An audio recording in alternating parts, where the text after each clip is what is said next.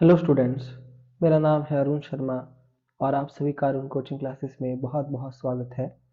Students, आज मैं आपको forms of presentation of financial statements के बारे में बताऊंगा कि फाइनेंशियल स्टेटमेंट्स को प्रेजेंट करने की फॉर्म्स कौन कौन सी हैं। तो फाइनेंशियल स्टेटमेंट्स जो होती हैं उसमें trading and profit and loss account और बैलेंस शीट को इंक्लूड किया जाता है। ठीक है, या तो हम इनको हॉरिजॉन्टल फॉर्म में प्रेजेंट कर सकते हैं या वर्टिकल फॉर्म में प्रेजेंट कर सकते हैं। हॉरिजॉन्टल फॉर्म में अगर हम प्रेजेंट करते हैं तो this form instructs presentation of various items in T format, है ना। मतलब जो वेरियस आइटम्स को हम शो करेंगे वो टी फॉर्मेट में होगी, यानी कि इस तरीके से, है ना। और इसी तरीके से हम जो है शो करते हैं। यहाँ पे डेबिट साइड होती है, यहाँ पे क्रेडिट साइड होती है। ठीक है, this form has been followed throughout the chapter generally for all the problems and their solution। देखिए, अगर हम इस चैप्टर में जो भी क्वेश्चंस करेंगे तो हम हॉरिजॉन्टल फॉर्म का यूज करेंगे। ठीक है, यानी कि इस फॉर्म का यूज होगा जो पहले वाली है, टी शेप वाली फॉर्म। उसके बाद यहाँ पे लिखा गया है vertical form. This form requires presentation of various items in single column arranged in accordance with logical order। तो वर्टिकल फॉर्म में जो भी आइटम्स प्रेजेंट की जाती है वो सिंगल कॉलम में होती है ना, और लॉजिकल ऑर्डर के साथ प्रेजेंट की जाती है। ईच ऑफ फाइनेंशियल स्टेटमेंट्स है विंडोज। देखिए, ये जो आपकी फॉर्म्स है, चाहे वो हॉरिजॉन्टल है या वर्टिकल फॉर्म में है, वो बताया गया है नीचे, है ना। तो first of all trading account के बारे में बोला है इसने। Trading account can be prepared either in horizontal और वर्टिकल फॉर्मेट। हॉरिजॉन्टल फॉर्मेट और of a trading account has been discussed earlier. तो पहले जो मैंने आपको न्यूमेरिकल्स अभी करवाए हैं ट्रेडिंग अकाउंट से रिलेटेड, वो हॉरिजॉन्टल फॉर्म में थे। ठीक है, ये डिस्कस हो चुका है। उसके बाद the horizontal format of the trading account has been followed for all the problems in this chapter. तो जब भी हम इस चैप्टर में कोई भी न्यूमेरिकल करेंगे, है ना, तो हम क्या करेंगे, इस हॉरिजॉन्टल फॉर्मेट का यूज करेंगे। ठीक है, हॉरिजॉन्टल फॉर्मेट का यूज करेंगे। और ये जो नीचे आपके पास दिया गया है ये वर्टिकल फॉर्मेट है ना। तो वर्टिकल फॉर्मेट जो है सिंगल कॉलम में होता है, जैसे कि बताया इसने। ट्रेडिंग अकाउंट हम ऐसे ऊपर यहाँ लिखते हैं फॉर द एंडेड ईयर। ठीक है, पर्टिकुलर्स में सबसे पहले यहाँ पे सेल्स आती है। ठीक है, उसको हम यहाँ पे लास्ट वाले कॉलम में लिखते हैं। यहाँ पे 3 कॉलम लगाते हैं हम अमाउंट के, और लास्ट वाले कॉलम में लिखते हैं सेल का। लेस करते हैं सेल्स रिटर्न को। सेल्स रिटर्न को यहाँ पे लेस करके यहाँ पे अमाउंट जो है हम लिख देते हैं। उसके बाद यहाँ पे ओपनिंग स्टॉक का अमाउंट हम यहाँ लिखेंगे, है ना, सेकंड वाले कॉलम में। और परचेजेस का फर्स्ट वाले कॉलम में, और इसमें से लेस करेंगे परचेज रिटर्न या रिटर्न आउटवर्ड, और उसके बाद उसको सेकंड कॉलम में यहाँ पे हम लिख देंगे इस तरीके से। उसके बाद नेक्स्ट यहाँ पे डायरेक्ट एक्सपेंसेस है, ये सेकंड कॉलम में हम दिखाएंगे। फ्रेट एंड कैरेज, ये भी सॉरी फर्स्ट कॉलम में दिखाएंगे। डायरेक्ट एक्सपेंसेस को, जितने भी डायरेक्ट एक्सपेंसेस है ये दिए हुए, ये सारे के सारे हम यहाँ पे फर्स्ट कॉलम में शो करेंगे, और इन सब का टोटल हम करेंगे और उस टोटल को सेकंड वाले कॉलम में यहाँ पे लिख देंगे।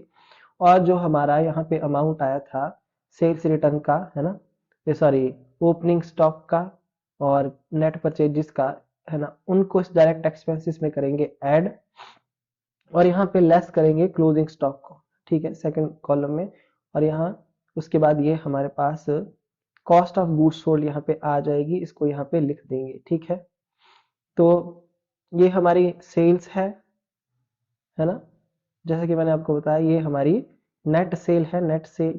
ठीक है, और हमने माइनस किया कॉस्ट ऑफ गुड्स सोल्ड। तो मैंने आपको बताया था कि जब नेट सेल्स में से माइनस करेंगे कॉस्ट ऑफ गुड्स सोल्ड को, तो हमारे पास क्या आएगा आंसर, ग्रॉस प्रॉफिट। ठीक है, ग्रॉस प्रॉफिट हमारे पास आंसर आ जाएगा, gross profit transfer to profit and loss account. ठीक है, इन केस अगर gross cost of goods sold का अमाउंट ज्यादा है, इसका अमाउंट कॉस्ट का अमाउंट ज्यादा है, तो हमको लॉस हो जाएगा, तो हमको ग्रॉस लॉस होगा। तो आई होप आपको समझ में आ गया होगा। ठीक है, इतना तो आपको अंडरस्टैंड हो गया होगा। ओके, ये था ट्रेडिंग अकाउंट के बारे में। ठीक है, पर ये वाली फॉर्मेट हम यूज नहीं करते हैं, हम उसी तरीके से क्वेश्चन करेंगे जिस तरीके से मैंने आपको करवाया है।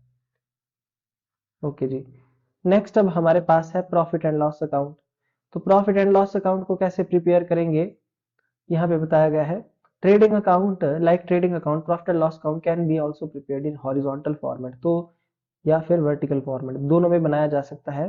पर इस चैप्टर में हम हॉरिजॉन्टल फॉर्मेट का यूज करेंगे, है ना, जैसे कि मैंने पहले आपको न्यूमेरिकल्स करवाए हैं। बाकी यहाँ पे वर्टिकल फॉर्मेट आपके पास दिया गया है, वर्टिकल फॉर्मेट, ठीक है। वर्टिकल फॉर्मेट में हम यहाँ से लिखेंगे profit and loss account for the ended year. यहाँ भी अमाउंट के ये पहला कॉलम है अमाउंट का, ये दूसरा है और ये फाइनल कॉलम है। इस तरीके से हम लगा देंगे 3 कॉलम।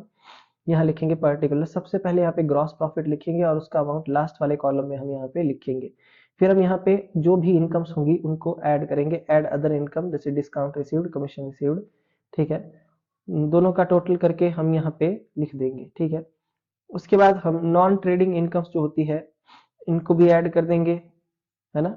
नॉन ट्रेडिंग इनकम ये नेक्स्ट हेड है, इनको भी ऐड करेंगे। ऐड करने के बाद यहाँ पे लिख देंगे सेकंड कॉलम में।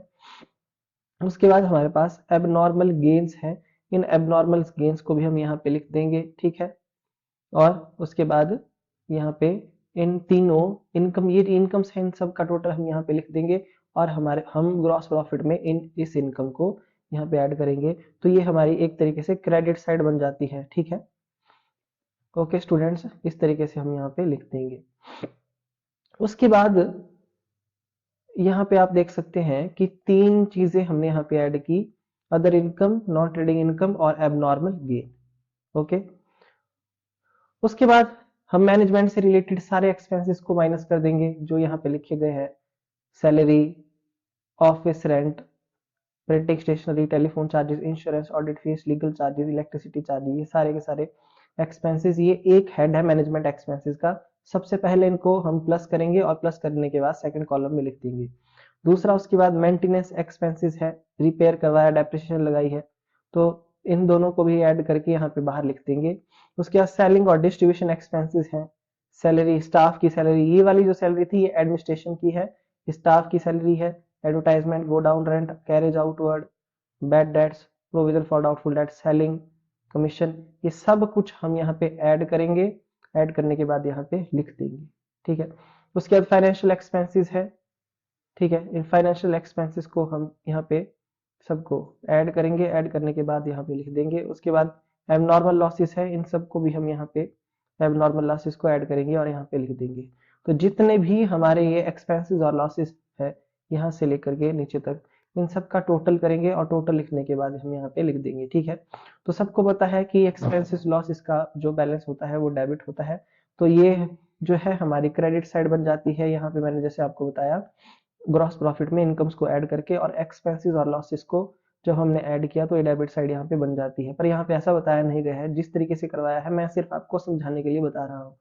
तो जो हमारा टोटल है इनकम का, उस इनकम में से हम माइनस कर देंगे इस एक्सपेंसेस लॉसेस वाले टोटल को, हमारे पास यहाँ पे क्या आ जाएगा, नेट प्रॉफिट। देखिए अगर हमारी जो इनडायरेक्ट इनकम वाली जो इनडायरेक्ट इनकम वाली जो साइड है वो बड़ी आएगी और इनडायरेक्ट एक्सपेंसेस वाली साइड अगर छोटी आएगी तो हमको प्रॉफिट होगा, नेट प्रॉफिट, ठीक है। आइदर या तो फिर हमको लॉस हो जाएगी अगर हमारे एक्सपेंसेस ज्यादा होंगे, ये बात मैं आपको बता चुका हूं पहले भी, ठीक है। ये हमारा वर्टिकल फॉर्मेट होता है, बट इस फॉर्मेट के थ्रू हम क्वेश्चन नहीं करते, है ना। हम इस चैप्टर में यानी कि +1 में जो क्वेश्चन करेंगे वो उसी तरीके से करेंगे जिस तरीके से मैं आपको बता रहा हूँ, जिस तरीके से मैं आपको करवा रहा हूँ। सो ये था हमारा प्रॉफिट एंड लॉस अकाउंट के बारे में, ओके। उसके बाद यहाँ पे हमारे पास बैलेंस शीट है, बैलेंस शीट के बारे में बताया गया है, ठीक है, कि horizontal format of the balance sheet has been presented throughout, है ना, and has been discussed earlier in the chapter. देखिए तो चैप्टर में, पूरे चैप्टर में हम हॉरिजॉन्टल फॉर्मेट को ही यूज करेंगे बैलेंस शीट का, जैसा मैं आपको बताऊंगा, है ना, जैसा मैंने आपको पहले भी बता दिया है, ठीक है। और जो वर्टिकल फॉर्मेट होता है, vertical format of the balance sheet has certain clear advantages over the horizontal. देखिए वर्टिकल फॉर्मेट की, जो बैलेंस शीट का जो वर्टिकल फॉर्मेट होता है उसकी कौन कौन सी एडवांटेजेस है यहाँ बताई गई है। क्लियर डिविक्शन ऑफ नेटवर्थ, नेटवर्थ के बारे में क्लियरली यहाँ बताया गया है। देखिए net worth implies the ultimate value of owners capital invested into the business. तो एक बिजनेसमैन ने है ना। ओनर ने क्या किया है, कैपिटल लगाई है बिजनेस में, तो उसकी जो भी वैल्यू होगी उसके बारे में हमको पता चलता है। Net worth is brought out exclusively in the vertical format of the balance sheet. दूसरा, distinct present of fixed asset and, देखिए वर्किंग कैपिटल और फिक्स्ड एसेट के बारे में मतलब एक अलग जैसी प्रेजेंटेशन बनती है। The vertical format provides clear the information regarding fixed asset working capital, मतलब ये हमारे फिक्स्ड एसेट्स हैं, ये हमारी वर्किंग कैपिटल है, क्लियरली आपको पता लग जाएगा। वर्किंग कैपिटल क्या होता है, करंट एसेट और करंट लाइबिलिटी का difference, current assets minus current liability is equal to working capital, ठीक है। तो ये हमारे पास वर्टिकल फॉर्मेट दिया गया है बैलेंस शीट का। तो यहाँ पे हम लिखेंगे बैलेंस शीट एज एड करके, fixed asset land and building, building plant and machinery, furniture, vehicles, investments, ठीक है। तो वैसे ही मैं आपको बता देता हूँ पर्टिकुलर और यहाँ पे अमाउंट के 3 कॉलम हम लगाएंगे। तो इन सब का हम टोटल करेंगे, है ना। और सेकंड कॉलम में यहाँ पे हम टोटल करेंगे, देखिए अमाउंट अमाउंट का हम लिख के, और फाइनल कॉलम में यहाँ पे लिख देंगे। फिर करंट एसेट्स हैं, stock, debtors, bills receivable, cash in, cash at bank, ठीक है। करंट एसेट्स में जितने एसेट बताए उनका अमाउंट हम फर्स्ट कॉलम में लिखेंगे, यहाँ पे लिख देंगे। फिर करंट लाइबिलिटीज है, उसके बाद देखिए sundry, creditors, bills payable, outstanding expenses, इनका अमाउंट फर्स्ट कॉलम में लिखेंगे, टोटल यहाँ पे फिर सेकंड कॉलम में लिख देंगे। तो current asset minus current liability यहाँ पे हम लिख देंगे, ये क्या होती है, ये होती है वर्किंग कैपिटल। तो वर्किंग कैपिटल हमारे पास यहाँ पे क्लियरली आ जाएगी, जैसा कि उसने बताया था कि जो एसेट्स होती है, लाइबिलिटी होती है, उसके बारे में क्लियरली हमको मेंशन होता है, ठीक है।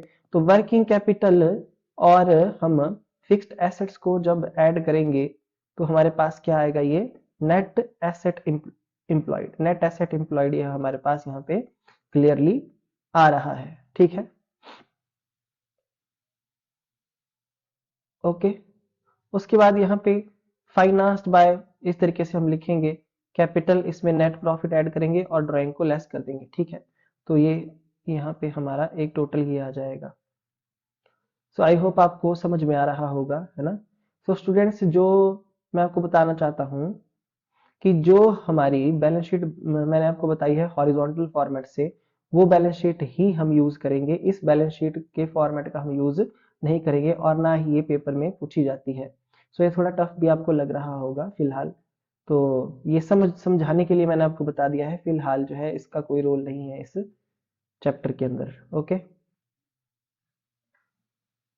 सो स्टूडेंट्स आज के लिए इतना ही। ये ग्रुपिंग और मास सेलिंग ऑफ एसेट लायबिलिटी क्या होता है, ये मैं आपको नेक्स्ट वीडियो में बताऊंगा। तब तक के लिए थैंक यू सो मच।